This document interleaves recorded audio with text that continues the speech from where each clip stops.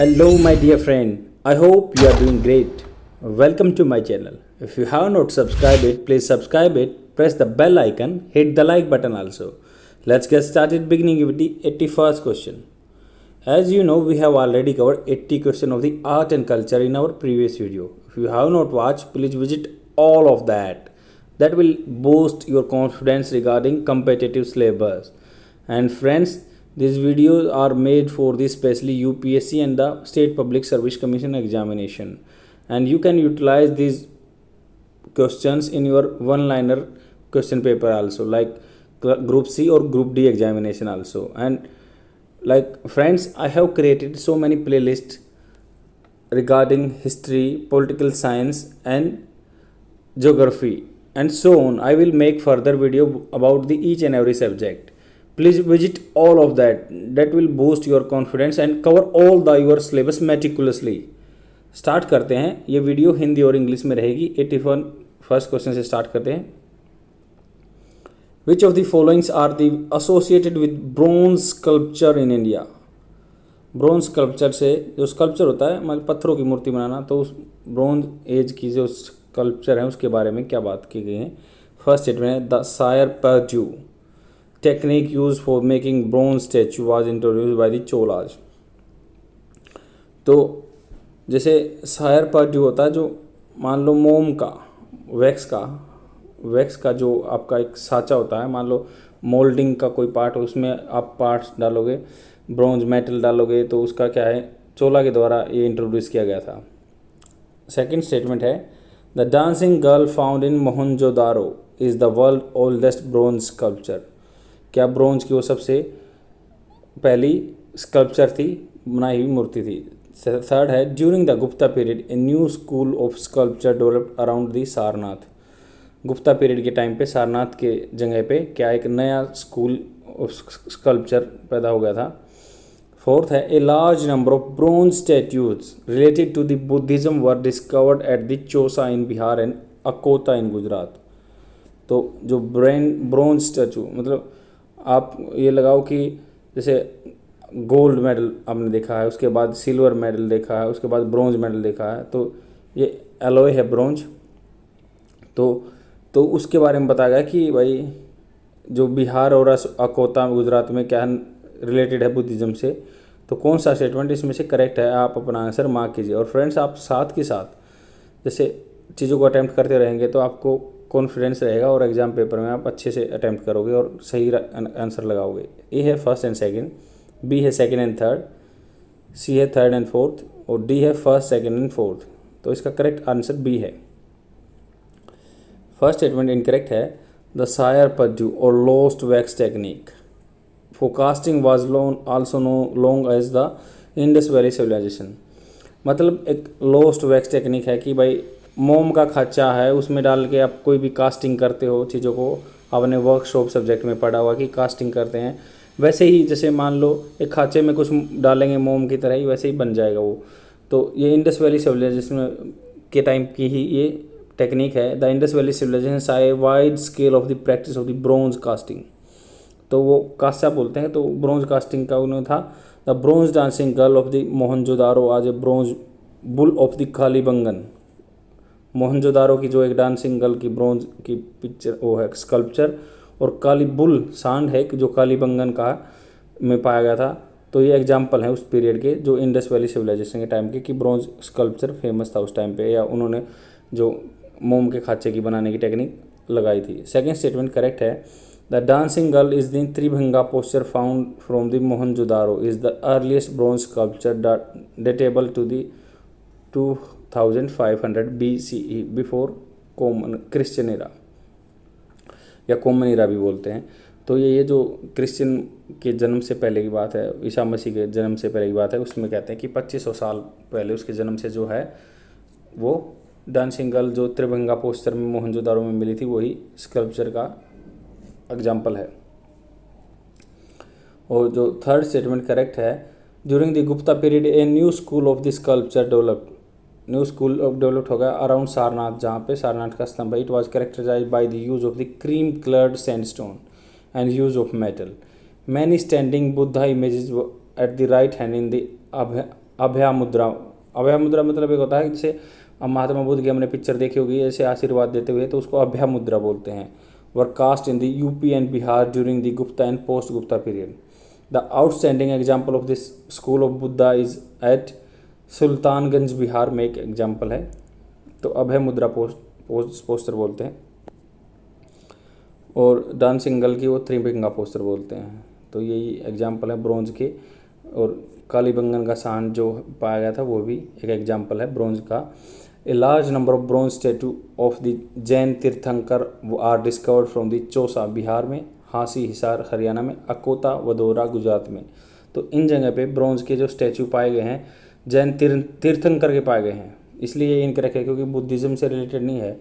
तो जैन तीर्थंकर के बिहार में, हांसी हिसार हरियाणा में, अकोता वडोदरा गुजरात में जैन तीर्थंकर के पाए गए हैं। रेमिनेसेंट मतलब वो पाए गए हैं मूर्तियाँ वगैरह।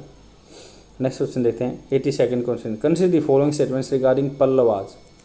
ये साउथ इंडिया में पल्लवा, चेरा, चोला, पांड्याज ये हैं, तो उनके बारे में जैसे पल्लवाज के बारे में यहाँ स्टेटमेंट दी गई है।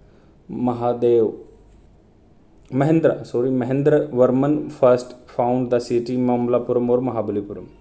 महेंद्र वर्मन फर्स्ट थे जो उन्होंने क्या ममलापुरम या महाबलीपुरम की सिटी फाउंड की थी। सेकंड है Narasimha Varman first assume the title of the Vichitrachitta, Chitrakarapuli and Chetakari. तो ये क्या है नरसिंह राव के टाइटल दिए हुए थे क्या, ये तीनों साउथ इंडियन टाइटल नहीं। तो कौन सा स्टेटमेंट करेंगे क्योंकि ये राजा भी साउथ इंडिया के ही थे। तो आप अपना आंसर मार्क कीजिए। ए है फर्स्ट ओनली, बी है सेकंड ओनली, सी है फर्स्ट एंड सेकंड और डी है फर्स्ट ना तो फर्स्ट ठीक है ना सेकंड ठीक है। तो इसका करेक्ट आंसर डी है, कोई सा भी ठीक नहीं है क्योंककि अपोजिट लिख दिया गया है। क्योंकि नरसिंह वर्मन राव फर्स्ट जो थे 630 AD से 668 AD के बीच में थे। Was considered the greatest of the Pallavas. Pallava में ग्रेटेस्ट माना गया Narasimha Varman. He defeated and killed Pulakeshin II in the 642 AD। उन्होंने पुलकेशिन II को 642 AD में मार दिया। He took control of the Vatapi the Chalukya capital and assumed to be the Vatapi Konda. Vatapi Konda भी एक वन लाइनर इसमें से बहुत बन सकते। जैसे वतापी कोंडा किसको बोलते थे, नरसिंह वर्मन को बोलते थे। ये कौन से डायनेस्टी के राजा थे, पल्लव डायनेस्टी के थे, बहुत फेमस थे। कब से कब तक शासन किया, 630 से 668 तक। वन लाइनर तो आप इसमें अनेकों बना सकते हो। तो अब बात यह है कि आपको चीज़ों की डेप्थ नॉलेज हो जाएगी अगर ये आप क्वेश्चन आंसर करते हो तो कोई भी एग्जाम आपका रहेगा नहीं। और जैसे पता चल जाएगा कि चालुक्य की कैपिटल कौन सी थी, वतापी थी। और इसने क्या पुलकेशिन II, तो यहाँ से आपको पता चल गया कि पुलकेशिन II थे जो चालुक्य उसके राजा थे। तो ऐसे ही आपके वन लाइनर बहुत सारे बना सकते हो, उसमें कोई प्रॉब्लम नहीं है। बट आप ध्यान से सुनो और अटेम्प्ट करो अपना, कैसे भी आप कर सकते हो वैसे करो। He also defeated the Cholas, Cheras and Pandyas. He sent a naval expedition to the Sri Lanka and reinstate the Sinhalese, जो सिन्हला बुद्धिस्ट बोलते हैं, आज श्रीलंका में मिलते हैं, नॉर्थन श्रीलंका में। तो उन्होंने क्या है मानवर्मा को सिन्हला जो है प्रिंस है उनको एक श्रीलंका का राजा बना दिया। He found the city of Mahabalipuram which is named after him. तो आप याद रख सकते हैं नरसिंह वर्मन ने महाबलीपुरम एस्टैब्लिश किया था उन्होंने, और जो कि पल्लवा के राजा थे। Mahadev Varman first was the Pallava king who succeeded Simha Vishnu को उसने हराया था and reigned 600 to 630. He was a great patron of the art and architecture. Is known as the introducing new style of the Dravidian architecture. Dravidian architecture में उसने बहुत बड़ा योगदान दिया महादेव वर्मन ने, which is sometimes referred to as Mahendra style. Mahindra Varman है, ये महादेव नहीं है, Mahindra. He built temples at the Pannamalai,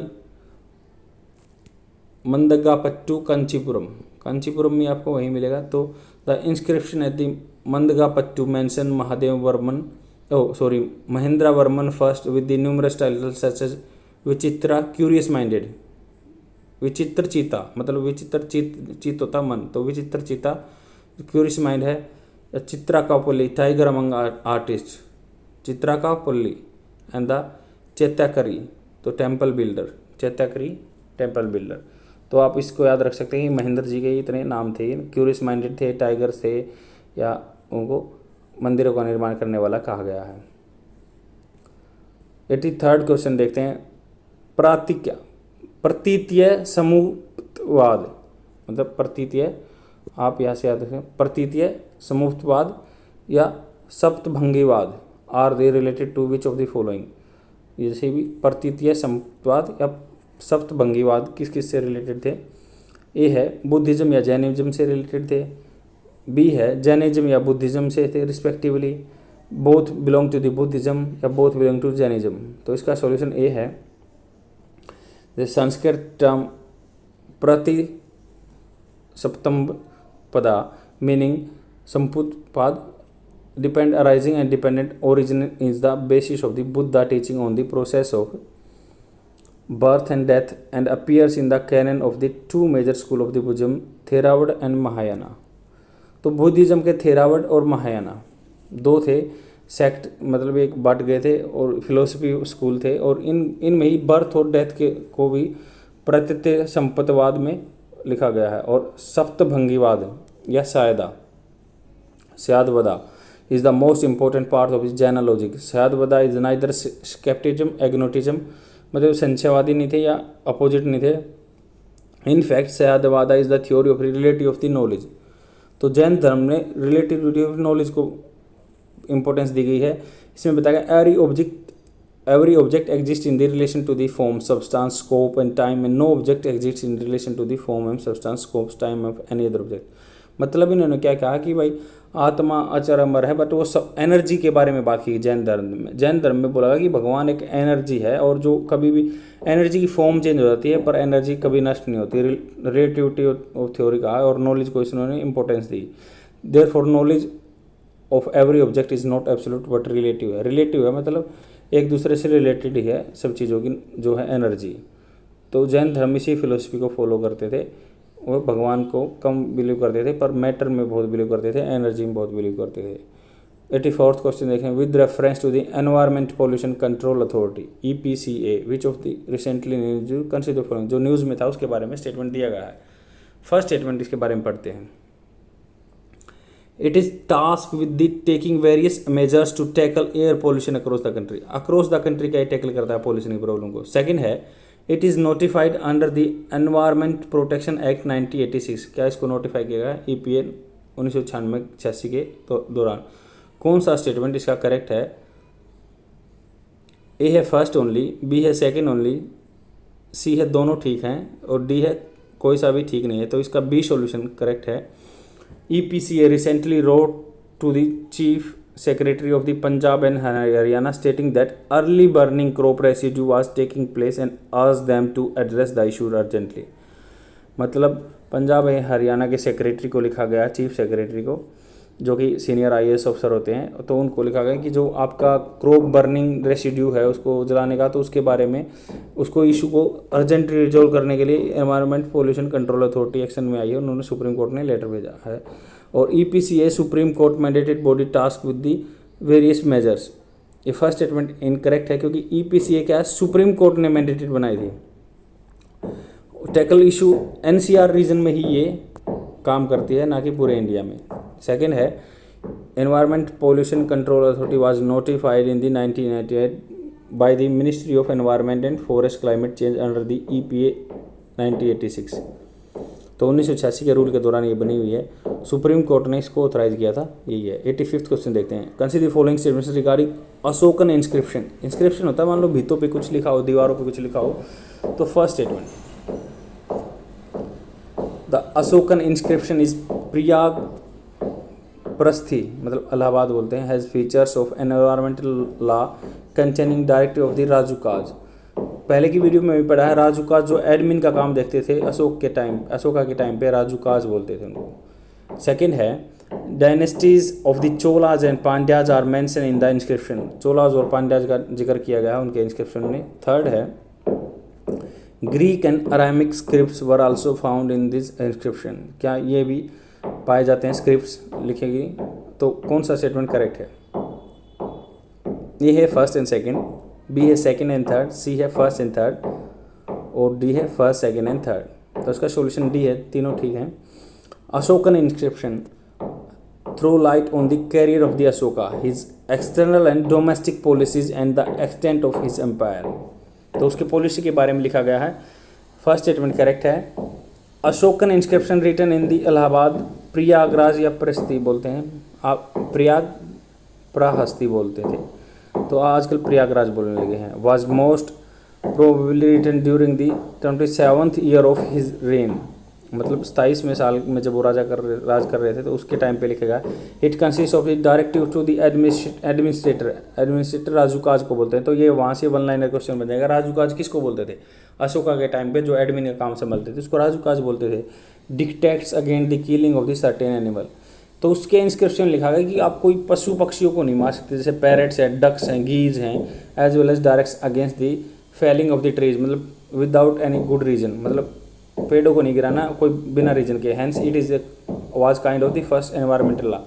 तो हम किसी भी इसको ऐसे में यूज कर सकते हैं कि भाई जो एनवायरमेंटल प्रोटेक्शन करना है, आज मेजर आ रहे हैं EPA एनवायरमेंटल प्रोटेक्शन एक्ट 1986 बना, उससे पहले अशोका के पीरियड में भी ये चीज़ें थी, क्योंकि उन्होंने फर्स्ट एनवायरमेंटल लॉ बना दिए थे। उसके इंस्क्रिप्शन में लिखा हुआ है, ये इलाहाबाद पे हमें जो लिखा हुआ मिला है। सेकेंड स्टेटमेंट करेक्ट है। Ashokan inscription mention the Cholas, Pandyas and the Kerala Putras and the Satyaputra living on the border of the empire, तो अशोक के इंस्क्रिप्शन लिखा गया कि ये इसके बॉर्डर के एम्पायर के बाउंड्री पे रहते थे।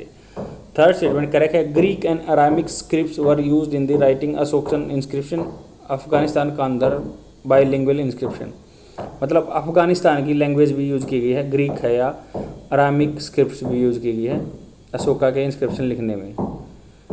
नेक्स्ट क्वेश्चन देखते हैं 86 क्वेश्चन।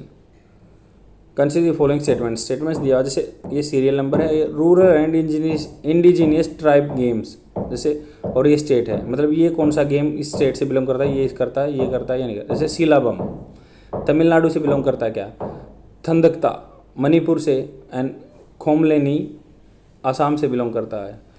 रिसेंटली क्या था देखो, और फोर्थ है मुकना गुजरात से बिलोंग करता है। कौन सा करेक्टली मैच है, आप अपना आंसर मार्क कीजिए। ए है फर्स्ट एंड फोर्थ, और बी है सेकंड एंड थर्ड, सी है फर्स्ट सेकंड एंड थर्ड, और डी है फर्स्ट सेकंड थर्ड फोर्थ। तो इसका सॉल्यूशन सी है। क्या था, रिसेंटली खेलो इंडिया जो गेम होते हैं तो उनमें क्या किया गया था कि जो exclusive compound call promotion of the rural and indigenous and tribal games, जो इंडिजिनियस या ट्राइबल गेम को प्रमोट करने के लिए, प्रमोशन करने के लिए, तो उन्होंने ट्रेडिशनल स्पोर्ट को बढ़ावा देने के लिए उनको गेम में इंक्लूड कर दिया खेलो इंडिया में। फर्स्ट स्टेटमेंट करेक्ट है। सीलाबम क्या है, traditional martial art of the Tamil Nadu. It is one of the ancient martial art put together by the sage Agastya Munivar. Agastya मुनि ने ये बनाई हुई थी, जो इसको सीलाबम बोलते हैं, तमिलनाडु से रिलेटेड है। Second statement Thangta Huyen Lallong is ancient martial art from the Manipur. तो थंगता मणिपुर से बिलोंग करता है, ये मार्शल आर्ट का ही है। और खोमलेनी क्या है, is a form of the wrestling ही है, practice mainly by the people of the Bodo community in Assam. Fourth incorrectly match है, मुकना is a combination of the wrestling and judo from the Manipur, मुकना।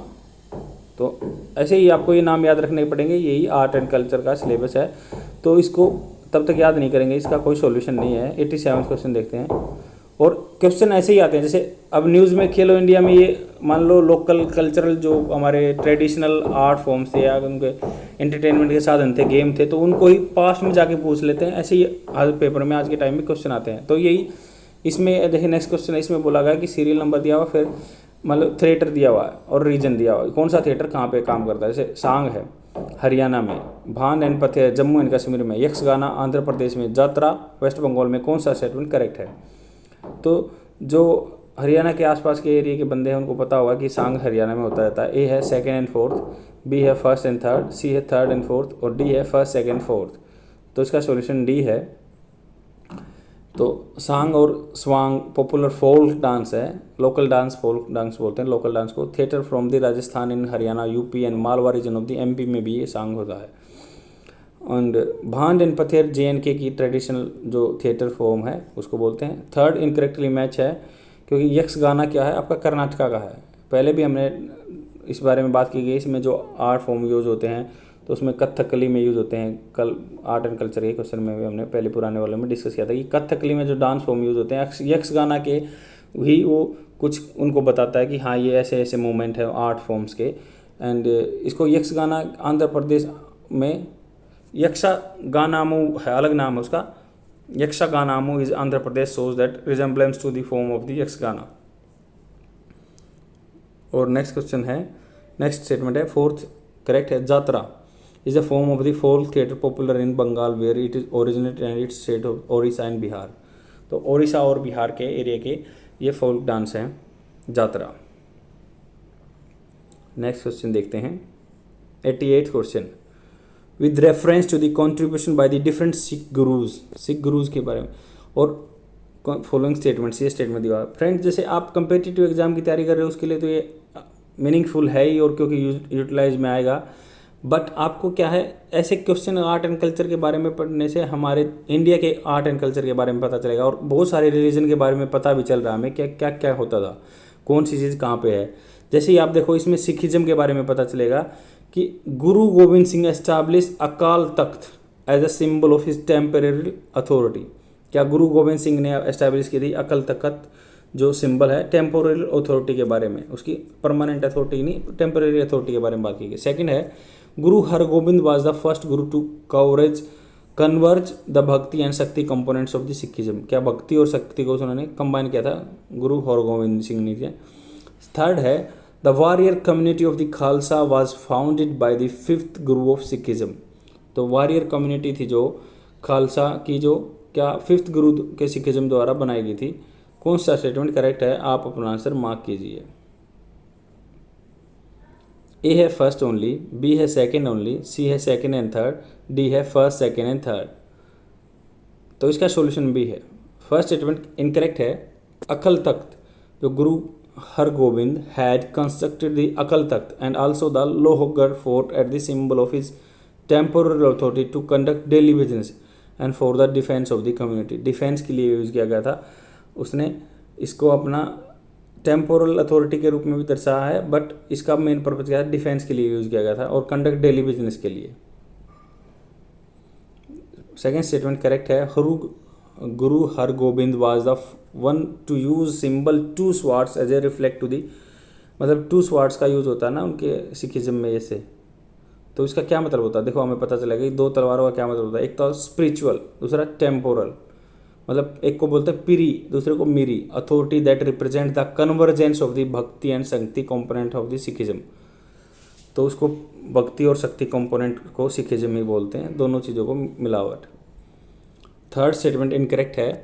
जैसे इट वाज द गुरु हरगोबिंद सिंह, गुरु गोविंद सिंह है, हरगोबिंद नहीं है। गुरु Govind Singh the 10th and the last गुरु। तो ये पता चल गया कि गुरु गोविंद सिंह जो 10th गुरु थे, लास्ट गुरु, उसके बाद गुरु बनना बंद हो गया था। उन्होंने ही खालसा का फाउंड किया था।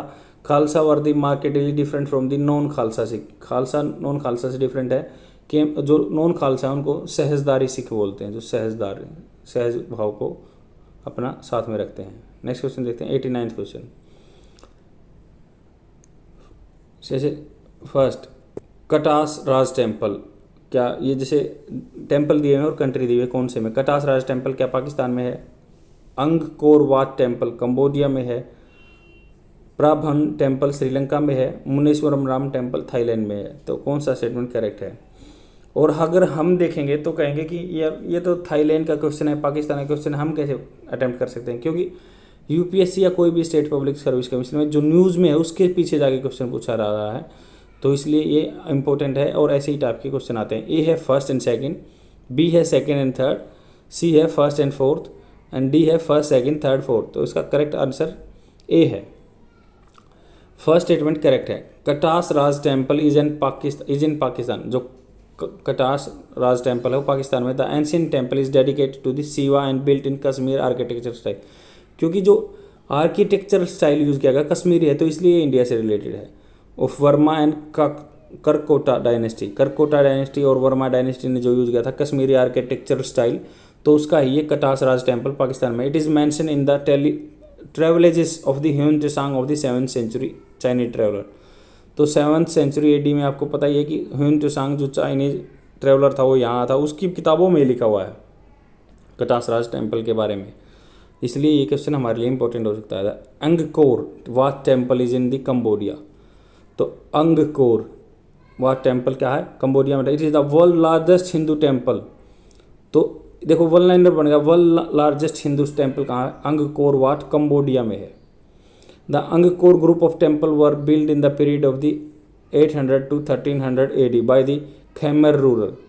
तो सेकंड क्वेश्चन बनेगा कि खैमर रूरल के द्वारा वर्ल्ड लार्जेस्ट टेम्पल बनाया गया, कंबोडिया में है, और 800 से 1300 AD में बनाया गया।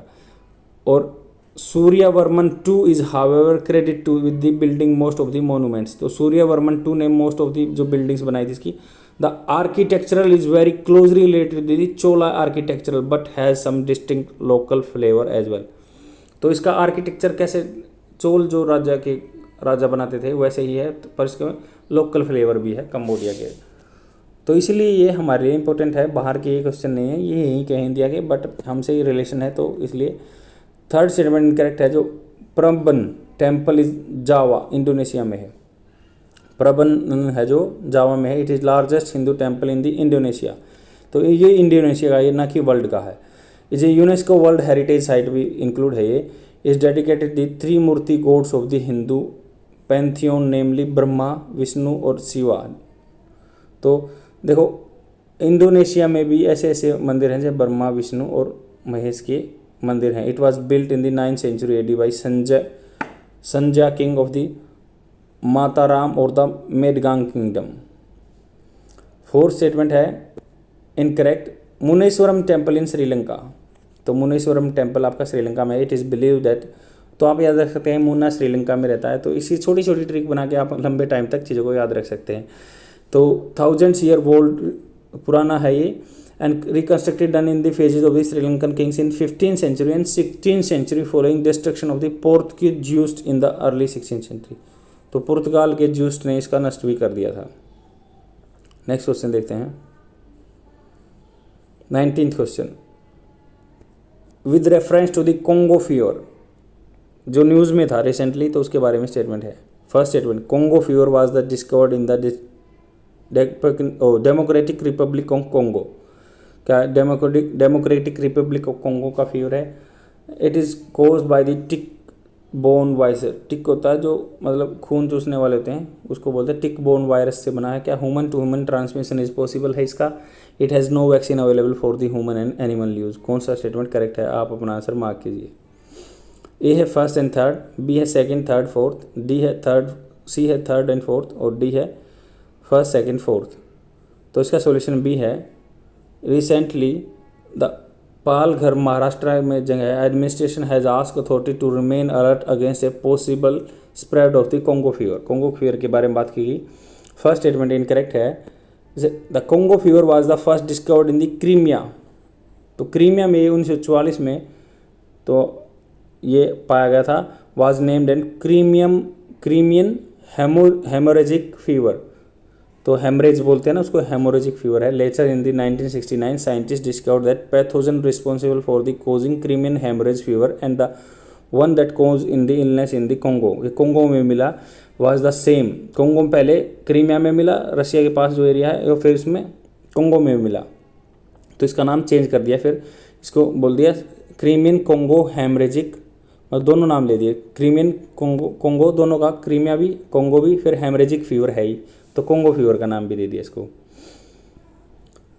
सेकेंड स्टेटमेंट करेक्ट है। The Congo fever is a wide spread disease cause by the tick borne virus, Nairo virus. तो आप याद रख सकते हैं, जैसे नायर सरनेम होता है तो नायरो वायरस है इसमें, of the Bunyaviridae family. The virus is transmitted through the bite of the Hyalomma tick as an external parasite living by the feeding of the blood of the mammals and bird. जैसे खटमल होता है, वो उसको बोलते हैं टिक बोलते हैं, जो मान लो दूसरे के खून पे जिंदा रहते हैं, तो इसका टिक का नाम भी दे दिया हाइलोमिया टिक, हाइलोमिया। थर्ड स्टेटमेंट करेक्ट है। ह्यूमन टू ह्यूमन ट्रांसमिशन हो सकता है, क्लोज कॉन्टैक्ट हो तो ब्लड का हो, सेक्रिकेशन हो, मान लो एक्सक्रेट हो का, ऑर्गन्स हो, other bodily fluids to infected person, hospital acquired infection can also, hospital में भी हो सकता है, क्योंकि इन प्रॉपर स्टेरिलाइजेशन, मान लो जो इक्विपमेंट यूज़ हो रहे हैं एक पेशेंट में दूसरे में यूज़ कर लिए, स्टेरिलाइजेशन नहीं हुआ, पानी में गर्म अच्छे से नहीं गया या सैनिटाइज नहीं किया गया, तो नीडल वूडल से हो सकता है ये। और फोर्थ स्टेटमेंट भी करेक्ट है। जैसे general supportive care with the treatment of the symptoms, the main approach to managing CCHF, वही क्रीमियम कोंगो हेमरेजिक फीवर बोल दिया, CCHF शॉर्ट फॉर्म में in people. The antiviral drug ribavirin has been use to treat CCH infection with the apparent benefit. तो ribavirin vaccine use की जाती है इसके लिए। There are no vaccine available for this human और animal use. तो particular इसके लिए ह्यूमन और एनिमल यूज के लिए कोई आज तक वैक्सीन नहीं बनी है। और ये आपका हिंदी में आंसर प्रोवाइड किया हुआ है। That is all for today. I will come tomorrow with more questions. And friends, please try to share my video among your friends so that they can get better benefited within the free amount. And because that is totally paid content and you will not find this content anywhere. And friends, I will come tomorrow. Bye.